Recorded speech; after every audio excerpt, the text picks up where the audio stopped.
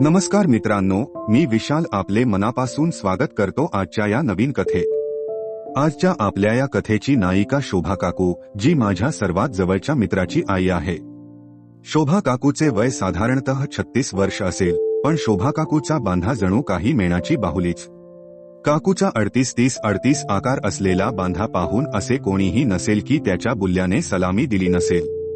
खरे तर शोभा काकूचा मुलगा विक्रम माझा खास मित्र यासाठीच होता की मला रोज त्यांच्या घरी जाऊन काकूच्या मादक शरीराचे नेत्रसुख घेता यावे। मी रोज विक्रमच्या घरी जायचो आणि जेव्हा पण शक्य होईल तेव्हा शोभा काकू बरोबर गप्पा मारायचो।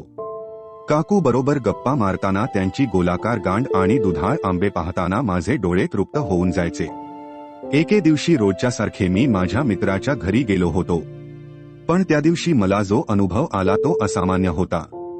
विक्रम एका महत्वाच्या कामासाठी बाहेर गेलेला होता व घरी काकू एकट्याच होत्या। विक्रमने मला काही घरगुती कामात शोभा काकूची मदत करायला सांगितले होते, कारण काही दिवसातच त्यांच्या घरी गृहप्रवेशाची पूजा होती। मी घरी पोहोचलो तेव्हा आम्ही लगेच कामाला सुरुवात केली। काम करत असताना आम्हाला खूप घाम येत होता। त्या दिवशी शोभा काकूंनी मॅचिंग ब्लाऊज वर हलक्या निळ्या रंगाची साडी घातली होती। काकू पूर्ण घामाने भिजल्या होत्या। त्यांच्या मानेवरून वाहणारा घाम थेट त्यांच्या दोन्ही मोठमोठ्या आंब्यांमध्ये घुसताना मला दिसत होता, त्यामुळे मी हळूहळू गरम होत होतो। माझा बुल्ला माझ्या पॅन्टमध्येच टाठून कडक झाला होता, म्हणून मी शोभा काकू पासून त्याला लपवण्याचा निरर्थक प्रयत्न करत होतो। काकूच्या ते लक्षात आले होते, पण त्या मला असे दाखवत होत्या जसे की त्यांना काहीच माहित नाही। काही वेळात आमचे काम आवरले, मग काकू मला म्हणाल्या, विशाल तू थोडे बस, तोपर्यंत मी आपल्यासाठी चहा घेऊन येते। आणि त्या माझ्या समोरून चालत किचनमध्ये गेल्या। चालत जाताना त्यांची ती सुंदर गांड माझ्या डोळ्यांना एक वेगळेच सुख देत होती। मी सोफ्यावर बसलो होतो व काकू 2 कप चहा घेऊन आली व माझ्या शेजारी बसली। शोभा काकूने माझ्या हातात चहाचा कप देत मला विचारले, विशाल आज या साडीत मी कशी दिसते? मी म्हणालो, तुम्ही खूप सुंदर दिसताय काकू। असे वाटते की तुमचा हा ब्लाऊज आताच नवीन शिवला आहे। काकू माझ्याकडे चावट नजरेने पाहत हसली। ती अशी का हसली हे मला काही समजले नाही। काकू म्हणाली, हा ब्लाऊज माझ्या लग्नाच्या वेळेचा आहे, तेव्हा मला तो खूप ढिल्ला येत होता, पण आता तो खूप तंग झाला आहे। मग तिने माझ्या हातातला रिकामा झालेला चहाचा कप घेतला आणि पुन्हा तिची गांड मटकवत किचनमध्ये गेली। जेव्हा शोभा काकू परत आली तेव्हा मी तिला विचारले, काकू मी आता निघू का? त्यावर काकू लगेच म्हणाली, एवढी कशाची घाई झाली आहे तुला? थोडेसे थांब ना, आज मी घरी एकटीच आहे, तू गेल्यावर मग मला खूप बोर होईल। मी काकूला ठीक आहे असे म्हणालो। शोभा काकू माझ्या शेजारी बसली आणि माझ्या मांडीवर हात ठेवला। काकूचा हात माझ्या मांडीवर पडताच माझा बुल्ला पुन्हा ताठायला लागला। हे पाहून काकू हसली आणि मला म्हणाली, ही तुझी दुसरी बार आहे विशाल, तुला गर्लफ्रेंड नाही का? मी लाजत म्हणालो, नाही काकू। मग पुन्हा काकूने मला विचारले, मग तू तर रोजच हलवत असशील, बरोबर ना? काकूच्या या स्पष्ट प्रश्नाने मी चकितच झालो। आता मला लाज वाटत होती। त्याच अवस्थेत मी काकूला उत्तर दिले, हो हलवतो काकू, पण रोज नाही।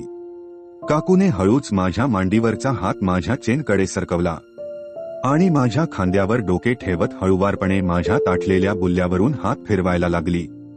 काकू म्हणत होती, विशाल मी खूप दिवसानंतर कुणाच्या तरी बुल्ल्याला असा हात लावला आहे, आज मला याची सेवा करू देशील का? तोपर्यंत मी पण खूप गरम झालो होतो। माझे हात आपोआप शोभा काकूच्या आंब्यांवर पोहोचले होते। काकींचे आंबे खूपच कसलेले आणि मऊ लुसलुशीत होते। मी हळूच एका हाताने काकूचा आंबा दाबला, तोच काकूच्या तोंडातून एक मादक आवाज बाहेर पडला।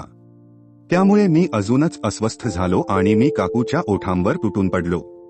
आता मी काकूचे ओठ जोर जोरात चोखत होतो आणि त्याच ओठांना चावत पण होतो। मी तिचा पदर खाली केला आणि दोन्ही आंब्यांवर हळुवारपणे हात फिरवायला लागलो। तेवढ्यात काकूने माझा हात पकडला आणि तिच्या एका आंब्यावर नेऊन दाबण्याचा इशारा केला। मग मी शोभा काकूची साडी काढली आणि तिच्या बेंबीचे चुंबन घेतले। तिचे मोठमोठे आंबे ब्लाऊज मधून बाहेर येण्याचा प्रयत्न करत होते। मग मी पण काकूचा ब्लाऊज काढत तिचे आंबे मोकळे केले। तिचे तपकिरी रंगाचे मनुके तिच्या पांढऱ्या शुभ्र आंब्यांवर खूपच शोभून दिसत होते. मला काय करावे काहीच सुचत नव्हते. मी ते आंबे माझ्या दोन्ही हातात पकडले आणि माझ्या तोंडात एक एक करून घालू लागलो. शोभा काकू वेगाने श्वास घ्यायला लागली होती. मी तिचे मनुके चावत असताना तिच्या तोंडातून वेगळेच मादक आवाज बाहेर पडत होते व काकू तिचे नाजूक बोटे माझ्या केसात व पाठीवर फिरवत होती. त्यामुळे माझी झवाझवीची भूक अजूनच वाढत चालली होती. काकू पण आता माझा बुल्ला तिच्या पुचीत घालून घ्यायला आतुर झाली होती. म्हणून तिने मला पाठीमागे सोफ्यावर लोटले आणि माझी पॅन्ट काढून टाकली. आता माझा 8 इंचाचा बुल्ला काकूच्या डोळ्यासमोर होता. त्याला पाहताच काकूच्या तोंडातून "अरे बापरे विशाल, किती मोठा आहे हा" असे शब्द बाहेर पडले. शोभा काकू आता खूप प्रेमाने माझा बुल्ला चोळत आणि चाटत होती. आता शोभा काकूची पुची पण ओली झाली होती. मी काकूची गोलाकार गांड दाबत दाबत तिच्या पुचीचे ओठ चाटले आणि पुचीला ओले केले. काकू आता मला बुल्ला आत घालण्यासाठी आग्रह करत होती. म्हणून मी सोफ्याच्या कडेवर बसलो आणि शोभा काकूने आपले पाय फाकवून माझा बुल्ला तिच्या पुचीवर ठेवला आणि हळूहळू माझ्या बुल्ल्यावर वर खाली व्हायला लागली.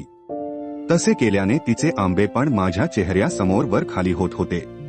मी त्यांना तोंडात घेऊन जोर जोरात चोखायला लागलो. त्यामुळे शोभा काकू अजूनच जोशात आली आणि जोरजोरात माझ्या उभ्या बुल्ल्यावर उड्या मारायला लागली. तिची मोठी गांड माझ्या मांड्यांवर आदळत मोठ्याने आवाज करत होती.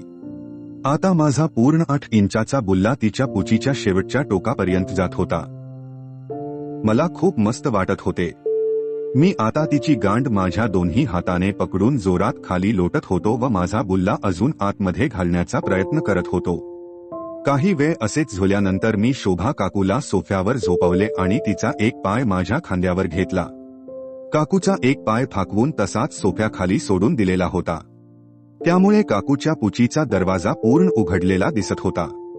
मी माझा बुल्ला काकूच्या पुचीच्या भोकावर ठेवला आणि एका झटक्यात पूर्णच्या पूर्ण बुल्ला आत कोंबला. पुन्हा काकूच्या तोंडातून एक गोड किंकाळी बाहेर पडली.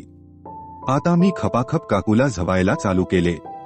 पूर्ण खोलीमध्ये काकूच्या कण्हण्याचा आवाज आणि माझ्या जोरदार धक्क्यांचा आवाज घुमत होता. काकूच्या पुचीने आतापर्यंत 2दा पाणी सोडले होते, त्यामुळे काकूच्या पुचीत माझा बुल्ला सटासट आत बाहेर होत होता. शेवटी मी पण माझ्या शेवटच्या धक्क्यांपर्यंत येऊन पोहोचलो आणि शोभा काकूनेही तिचे अंग चोरायला सुरुवात केली. काकूने मला घट्ट पकडले होते आणि मी पण काकूच्या पुचीवर जोरदार प्रहार करत होतो. अचानक माझ्या बुल्ल्यातून बिंदाच्या पिचकाऱ्या उडायला चालू झाल्या आणि काकूच्या पुचीनेही सोबतच पाणी सोडले. काकूची पूर्ण पुची माझ्या बिंदाने आणि काकूच्या पाण्याने गच्च भरली होती. काही वेळ मी माझा बुल्ला तसाच काकूच्या गरम बिंदाने भरलेल्या पुचीत ठेवला. काकू तृप्त होऊन माझ्या केसांमधून हात फिरवत होती आणि म्हणत होती, "विशाल, फक्त तुझ्यामुळे आज खूप वर्षानंतर मला हे सुख मिळाले आहे. आजपासून माझी ही पुची तुझीच आहे. असेच रोज येऊन मला झवत जा." बराच वेळ माझा बुल्ला शोभा काकूच्या पुचीतच होता. काकूच्या पुचीच्या गरमीमुळे पुन्हा माझा बुल्ला पुचीतच कडक झाला. हळूहळू कडक झालेल्या माझ्या बुल्ल्यामुळे काकूची पुची पुन्हा फाकली. काकूला हे समजलेच होते की मी माझा बुल्ला बाहेर काढला आणि तिथेच सोफ्यावर काकूला गुडघ्यावर वाकवले. तशी काकूची अजून झोन घ्यायची इच्छा राहिली नव्हती, पण माझ्या मर्जीचा मान ठेवत काकू पुन्हा तयार झाली. आता काकूला वाटले मी पाठीमागून तिची पुची झवणार आहे, पण मी माझा बुल्ला काकूच्या गांडीच्या भोकावर सेट केला. शोभा काकूच्या हे लक्षात येताच काकूचे डोळे विस्फारले आणि ती पाठीमागे वळून मला नको म्हणणारच होती की तोपर्यंत एका जोरदार धक्क्यासरशी माझा अगोदरच बिंदाने माखलेला बुल्ला काकूच्या गांडीत अर्धा घुसला. आता काकूच्या तोंडातून किंकाळी आणि डोळ्यातून अश्रू एक सोबतच बाहेर येत होते. काकूची गांड या अगोदर कोणीच झोली नव्हती, त्यामुळे माझा एवढा मोठा जाड बुल्ला शोभा काकूला पेलवणे जरा कठीणच होते. या गोष्टीचा अंदाज घेत मी थोडा वेळ तसाच थांबलो. शोभा काकूचा त्रास थोडा कमी झाला. मग मी हळूच माझ्या एका हाताने काकूचे तोंड दाबले आणि पुन्हा एक जोरदार धक्का देत माझा पूर्ण बुल्ला काकूच्या गांडीत ठोकला. आता मात्र काकूंनी तिचे अंग सोडून दिले. काकूचे तोंड खाली सोफ्याला चिकटले होते आणि फक्त गांडच वरती माझ्या हातात होती. काकू थोडी बेशुद्ध झाल्यासारखी झाली होती, पण मला खूप जोश चढला होता. म्हणून मी काकूचा जराही विचार न करता माझा पूर्ण बुल्ला काकूच्या गांडीत जोर जोरात आत बाहेर करत होतो. साधारणतः 10 मिनिटे शोभा काकूला मी तसाच झवत राहिलो. तोपर्यंत काकू ही शुद्धीवर आली आणि तिच्या गांडीच्या होणाऱ्या जोरदार झवाझवीचा आनंद घ्यायला लागली. आता माझ्या प्रत्येक धक्क्याचा सामना ती तिची गांड माझ्याकडे लोटून करायला लागली होती, त्यामुळे मला अजूनच मज्जा येत होती. शोभा काकूच्या गांडीतल्या माझ्या बुल्ल्याच्या दबावाने तिच्या पुचीतले बिंद बाहेर येऊन तिच्या मांड्यांवर व तसेच तिच्या पोटावरून ओघळून थेट तिच्या आंब्यापर्यंत पोहोचले होते. 25 मिनिटांनंतर पुन्हा एकदा माझ्या बुल्ल्यातून पाणी पडायला चालू झाले आणि मी माझे सर्व बिंद शोभा काकूच्या गांडीतच सोडले. मी माझा बुल्ला काकूच्या गांडीतून बाहेर काढला तर काकूच्या गांडीचा बोगदा खोलपर्यंत दिसत होता. काकूची गांड माझ्या बुल्ल्याने आतपर्यंत खोलली होती.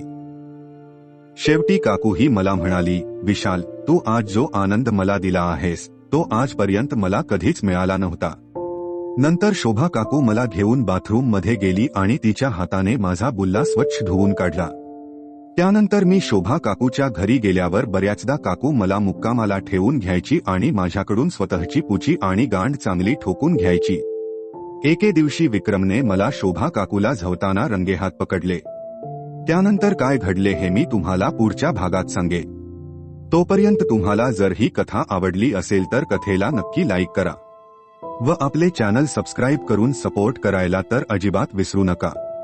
तसेच बेल आयकॉन ही दाबा जेणेकरून पुढे येणाऱ्या नवनवीन कथांचे अपडेट्स तुम्हाला नियमित मिळत राहतील. धन्यवाद. Sorry, it's DJ.